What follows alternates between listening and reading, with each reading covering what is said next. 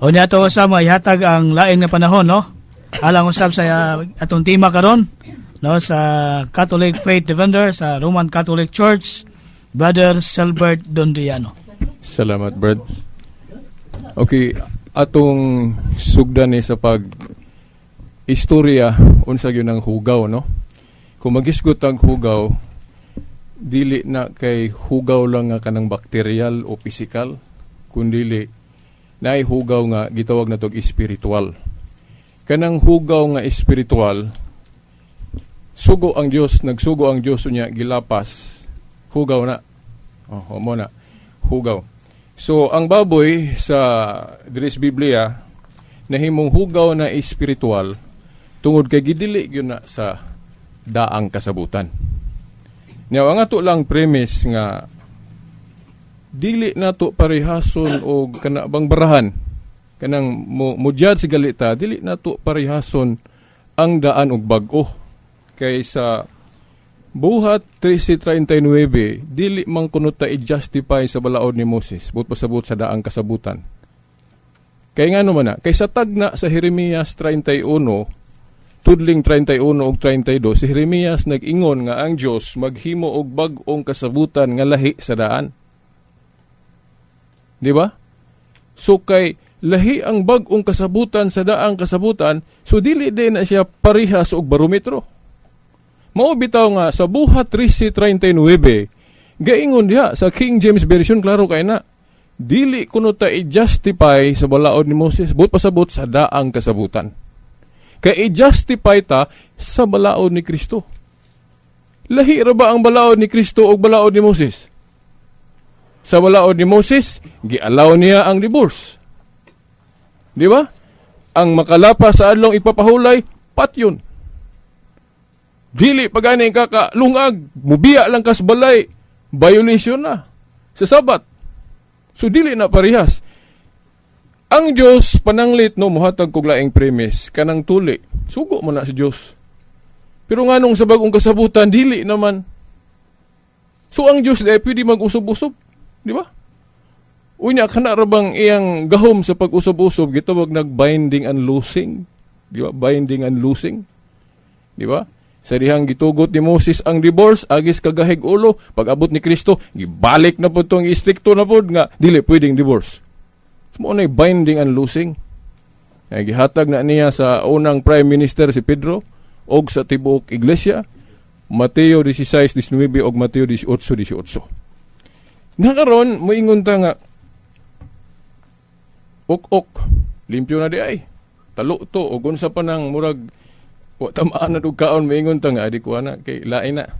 Now, ang rason gani bacterial or physical nga kahugaw, kung ngunit atong rason nga di ta mo kaon, pwede na.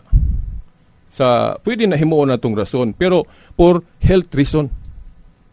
Dili pang religion. Kay pang religion gani, ang Diyos dunay gihinluan. Kadtong iyang gidili sa daang kasabutan kay pagkaisipon laging mahugaw, mao na iyang gipasabot sa buhat Diyos nga gihinluan na niya. Pero ang Seventh-day Adventist ilang i-revise. Ilawang limitahan nga ang gilinisan ra kuno diha ang mga hintil nga giisip nga mahugaw, which is wala giingon diha sa buhat Diyos. Plural gali ang igamit, mga butang. Ayaw pag-isipa ang mga butang nga nahinluan na sa Dios, referring to sa giisip nga mahugaw sa daang tugon. Dili lang hintil. Tinuod nga ang hintil isipong mahugaw. Pero wala man giingon diha nga ang hintil ra. Usan na asgi pasabot mo tong nakasabot si Pedro mao nang pasabot daw ato na ang mga hintil. Pero ang panan-awon langkob tanan. Tingali mo ingon mo nga awa man mag-ihaw si Pedro diha. Unsa man pag-ihaw nga panan-awon man to? Parihas man na ang maestra nga nagtudlo diha sa eskwelahan nga visual aid ra gigamit. Alang-alang kanon nimo ng visual aid. Ingon ra ang maestra nga kaon mo aning gulay. Naay picture mo ni dagway sa gulay, vegetable so unsa po na diha. Pero wala gyud actual nga makita. Kanon nimo ng visual aid dili. Katupong panan-awon unsaon pagkaon ni Pedro ato nga panan-awon gud to. Igo lang gatudlo ang Dios nga dili na pagaisipon nga mahugaw ang giisip nilang mahugaw sa una. Subot pasabot, ang kahugaw espiritual, gihinluan na sa Dios. Ito pa, pwede na tang mukaon.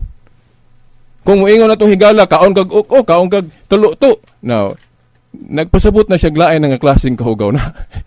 Kung muingon kay kag bacterial, bisan pag manok, bisan pag baka, dili na mataptan og bacterial nga kahugaw. Pwede na. Bisan pag kanang giisip sa una nga kanon, pwede na mataptan og bacterial nga kahugaw. Mao na nga kung dili ko makaon og uk-ok, lahi akong rason, not for religion, for health reason. Oh, kay sa Marcos 14:3, dili namang kun hukman ang tao nga utanon ray kanon og bisag unsay kanon. Unsaon man na, nya karon na mangyapoy mga tao nga hukman ta kung mukaon tag bisag unsa. Kay ngano ilang gihapon gisunod tong daang kasabutan. Isaiah 66:17. Logic ra, simple ra. Ang duha ka kasabutan dili parehas. So kanang maiguan ang sa Isaiah 66:17, logic mo tultul na to ang naulipon ana, ang nailalom ana, ang mga Hudiyo nga nailalom sa daang kasabutan igu ana. Pero kitang mga Kristohanon dili ta maigu ana nganuman kay lahi mang balaod atong ginasunod Kristo man. Marcos 7 basaha ra gud kay kanang Marcos 14 nga nag-ingon si Kristo diha nga ang makahugaw kadtong gikan sa tao dili nang kanang isang-sang sa baba. Mateo 15:17 o 10 diha nangasuko ang mga Hudiyo kay si Kristo nanudlog lahi. Nasabot nila mukhaon na magbiasagon sa Islam musugot kay hugaw lagi nang daghang gipang-isip nila. Buhat Jes ayaw lagi isipa nga hugaw gihapon ang gihinluan sa Dios. Usbon ko ang gihinluan sa Dios nga kahugaw espiritual ha. Kanang iyang gadili siya pero gatugot na siya. Mo na paghinlo. Dili na mo ingon ka pakanon minimug ok unsa pa na diha. Na di biya po kumukaon na. Oh, for health reason. Okay na. Kay Roma 14:3 lagi, di na ta maghukmanay bisag unsay kanon o bisag utan ray kanon.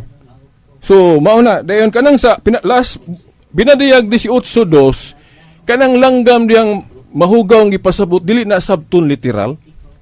Sa Biblia go labi na kanang Revelation, symbolical words gigamit ana para anang 666. Mananap nga mapintas. Oh, taong gitumbok ana pero mananap ang gisgutan. Nya katong sa daang tugon gihisgot og ravenous bird gamiton gana sa iglesia ni Kristo. Bird pero ang ipasabot tao. Oh.